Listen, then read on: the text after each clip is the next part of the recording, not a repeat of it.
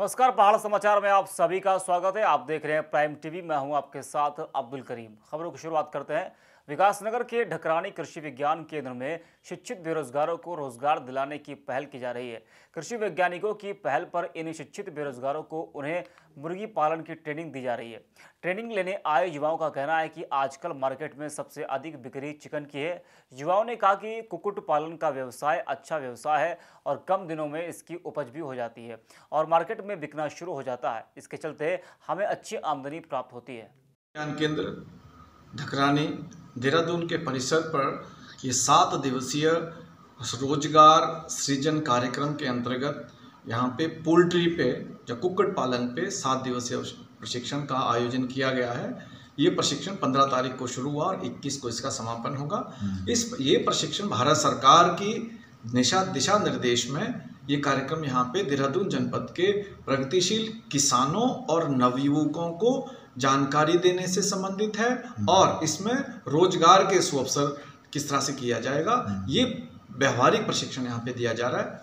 केंद्र व राज्य सरकार के संरक्षण में रेहड़ी पटरी के लघु व्यापारियों के लिए चलाई योजना का काम भूमि पूजन के साथ शुभारंभ किया गया। रेहड़ी पटरी के लघु व्यापारियों का प्रतिनिधित्व करते हुए प्रांतीय अध्यक्ष संजय चोपड़ा ने कार्यक्रम का संचालन किया। इस अवसर पर महानगर पौर श्रीमती अनीता शर्मा ने कहा कि अब अतिक्रमण के नाम पर किसी भी रेहड़ी पटरी के लघु व्यापारियों का शोषण और उत्पीड़न नहीं होने दिया जाएगा। रुड़की के गंगनहर कोतवाली पुलिस ने मेयर गौरव गोयल के पूर्व कार्यालय प्रभारी रहे नीरज अग्रवाल को देर शाम गिरफ्तार किया है। बता दें कि नीरज अग्रवाल पर आरोप है कि उन्होंने मेयर के घर में घुसकर उनके परिवार के लोगों से गाली गलौज और मारपीट की है। बताया गया है कि जिस समय यह घटना हुई उस समय मेयर घर में नहीं थे।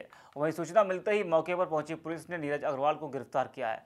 पुलिस ने नीरज के खिलाफ घर में घुसकर गाली गलौज और मारपीट करने की धाराओं में मुकदमा दर्ज कर लिया है। शाम के टाइम सूचना आई थी कि मेयर साहब के यहाँ पे कोई आदमी जाकर के लड़ाई झगड़ा कर रहा है उनके घर में घुस के। तो मौके पर हमारे कर्मचारी गए तो देखा कि वहाँ पे नीरज अग्रवाल जो है उनके घर के अंदर घुस करके गाली गलौज और बदतमीजी कर रहा था उनके साथ में। जहाँ उनकी महिलाएं भी खड़ी थी उनके साथ भी छेड़छाड़ करने की कोशिश कर रहा था। तो इसके द्वारा उनके द्वारा जो है इसमें तहरीर दी गई है और उसमें मुकदमा पंजीकृत किया जा रहा है। उसकी गिरफ्तारी हमने मौके से कर ली है। खबरों में आगे बढ़ते हैं। कोरोना से निपटने के लिए शासन प्रशासन और स्वास्थ्य विभाग भले ही बड़े बड़े दावे कर रहे हो, मगर वास्तविकता यह है कि राज्य में मृत्यु दर राष्ट्रीय औसत से अधिक है। वहीं रिकवरी रेट राष्ट्रीय औसत से कम है। प्रदेश के 13 जिलों में उधम सिंह नगर एकमात्र ऐसा जिला है जहां कोविड से ठीक होने की दर राष्ट्रीय दर से अधिक है। भारत के महान गणितज्ञ श्रीनिवास रामानुजन के जन्मदिवस को राष्ट्रीय गणित दिवस के रूप में मनाया गया। विद्यार्थियों के लिए कठिन समझे जाने वाले विषय गणित को कैसे रोचक बनाया जाए और सरलता से समझा जाए, इसी विषय पर नरेंद्र नगर स्थित राजकीय बालिका इंटरमीडिएट कॉलेज में एक कार्यक्रम आयोजित किया गया।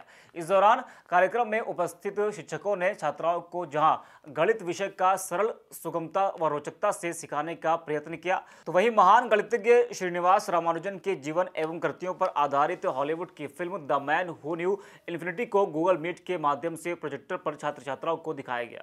आज हमारे विद्यालय में विश्व के प्रसिद्ध गणितज्ञ श्रीनिवास रामानुजम जी का जन्म उपलक्ष्य में हमें डॉक्यूमेंट्री फिल्म दिखाई गई और हमें बताया गया कि गणित को किस तरीके से रोचक लिया जा सके और यह हमें बहुत ही रोचक लगा। धन्यवाद। हमारे देश के प्रसिद्ध गणितज्ञ श्रीनिवास रामानुजन का जन्मदिन 22 दिसंबर पूरे देश में राष्ट्रीय गणित दिवस के रूप में मनाया जाता है। राष्ट्रीय गणित दिवस के अवसर पर राजकीय बालिका इंटर कॉलेज नरेंद्र नगर में कार्यक्रम आयोजित किया गया।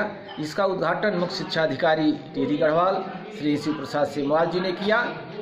इस अवसर पर रामानुजन पर बनाई गई documentary the man who new infinity का प्रदर्शन किया गया। हिम क्रीड़ा स्थल ओली में स्की फेडरेशन की स्नोगन मशीनों में जंग लग गई है। यहां लगी स्नोगन मशीनें माइनस तापमान के बाद भी बर्फ बनाने में नाकाम साबित हो रही है। बता दें कि सालों से ओली में लगी ये मशीनें संबंधित विभाग के लिए कामधेनु का काम कर रही हैं। वहीं बताया जा रहा है कि एक बार फिर से इन बंजर मशीनों से बर्फ बनाने के लिए फिजूल खर्ची कर विदेशी इंजीनियरों को ओली बुलाकर खानापूर्ति का खेल दोहराया जा रहा है। हरिद्वार में बीते दिनों एक मासूम बच्ची की हत्या कर दी गई, जिसके बाद आक्रोशित लोगों ने शहर में कैंडल मार्च निकाला और प्रशासन से कातिलों को सजा दिलाने की मांग की है। वहीं जन आक्रोश को बढ़ता देख क्षेत्रों में भारी पुलिस बल तैनात कर दिया गया है। बता दें कि इस मामले में पुलिस ने एक आरोपी को गिरफ्तार कर लिया है। वहीं हत्या में फरार चल रहे एक आरोपी की तलाश जारी है। हमारी मांग ये है कि जो रितिशा के हत्यारे हैं उसमें सिर्फ एक हत्यारा पकड़ा गया, जो दूसरे हत्यारे थे पुलिस के वहाँ रहते हुए मौजूदगी में वे वहाँ से फरार हो गए। आज सुबह भी हमने प्रशासन से कहा है, कल भी हमने शोक सभा में शमशान घाट पर कहा था कि 24 घंटे के अंदर यदि आपने हत्यारों को अरेस्ट नहीं किया तो उसके बाद हम प्रोटेस्ट करेंगे।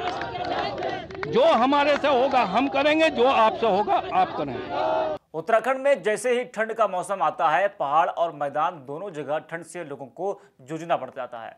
हालांकि मैदानों की अपेक्षा पहाड़ों में अगले 2 दिनों तक कोल्ड रहेगा। वहीं 25 दिसंबर से 14 जनवरी तक ठंड का प्रकोप ज़्यादा देखने को मिलता है।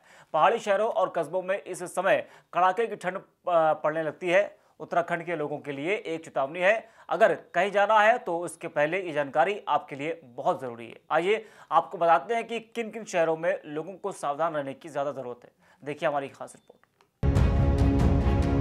सर्दियों के मौसम में सैलानियों की पसंदीदा जगहों में से एक उत्तराखंड इन दिनों मौसम की मार झेल रहा है। ठंड ने आम जनजीवन अस्त व्यस्त कर दिया है। बर्फबारी से सैलानी फंसे हुए हैं। पहाड़ी इलाकों में हो रही बर्फबारी से इलाकों में गलन बढ़ गई है। उत्तराखंड इन दिनों शीत लहर की चपेट में है। उत्तराखंड के ज्यादातर जिलों में कड़ाके की ठंड हो रही है। लोग रजाइयों से बाहर निकलने का नाम नहीं ले रहे हैं। इसी बीच मौसम विभाग ने येलो अलर्ट जारी किया है। मौसम विभाग के मुताबिक शीतलहर, बर्फबारी के साथ साथ घना कोहरा भी छाया रहेगा।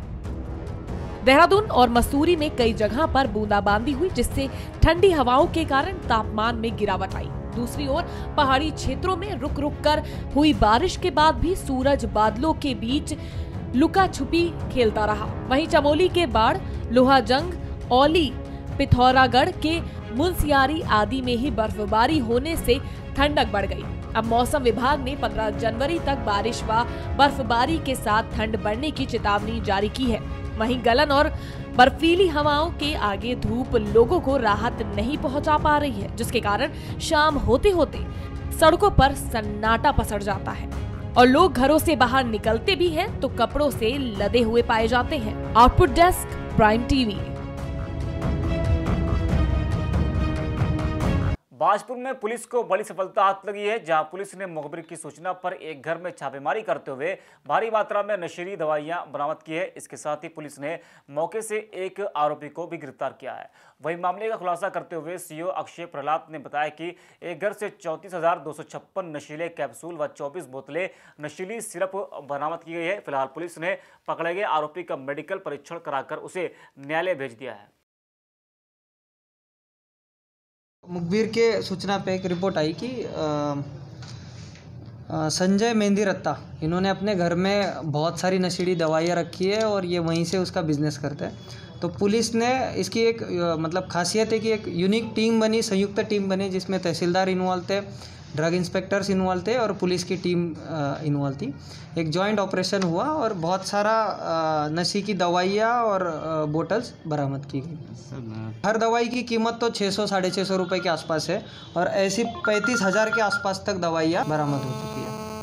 विकासनगर में अवैध मादक पदार्थों की तस्करी और बिक्री करने वालों के लिए और नशे को रोकने के लिए पुलिस ने एक टीम बनाई थी। इस दौरान चेकिंग में कई अवैध गांजा के साथ पुलिस ने एक लोग को गिरफ्तार किया था।